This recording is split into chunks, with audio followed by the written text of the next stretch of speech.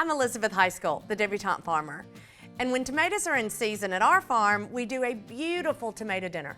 Every single course is tomatoes. So we were a little bit challenged with what in the world we were gonna do for dessert. So we paired gorgeous cherries with our fabulous heirloom tomatoes and have a magnificent heirloom tomato and cherry cobbler.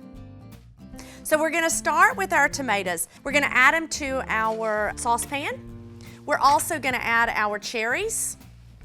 Now these have all been pitted, of course. We also have a cup of sugar. And then we're gonna add our water. So we're also gonna do the zest of 1 lemon.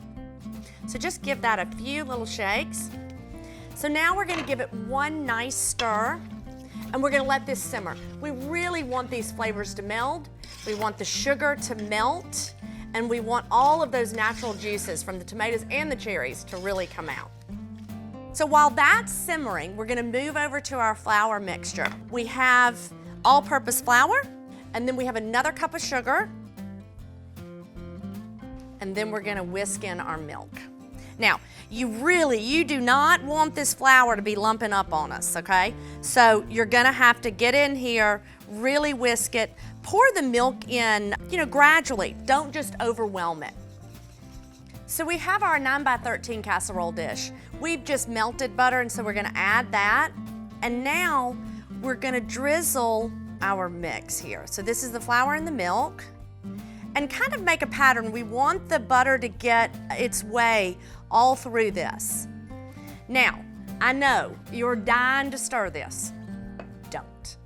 Do not stir it. Now these tomatoes and the cherries have done their job. We've got a wonderful, beautiful syrup that's just gonna make this magnificent.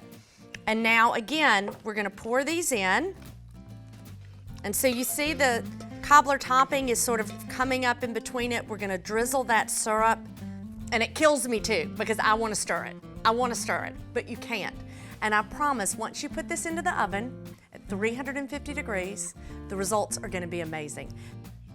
So our cobbler's been cooking now for about 35 minutes. You wanna make sure that that top is set, that our cobbler crust is perfect and beautifully browned, and that we've given all of that fruit enough time to really get mixed in there. So what we're gonna do is make a nice, you want a generous helping of this cobbler. You can see how the cherry tomatoes and the cherries have melded together. We're gonna move it right here, and then what we're gonna do, we made some fantastic basil ice cream. It is absolutely wonderful. So now we'll get a nice scoop of that and put that right on top. And I like to add a little fresh basil on top as well. So what we're gonna do a little chiffonade, which is just nothing but fancy French for roll the basil up and then slice it. So now we're gonna add just a little bit of fresh basil to the top of this. The reason I love this cobbler is because we have our heirloom cherry tomatoes that are savory and so wonderful, but then we also have our Bing cherries. And when those two come together, honey, it is a marriage made in heaven. I cannot wait to taste this. Now that is the perfect ending to any meal, whether it's a tomato dinner or not. This is going home with me.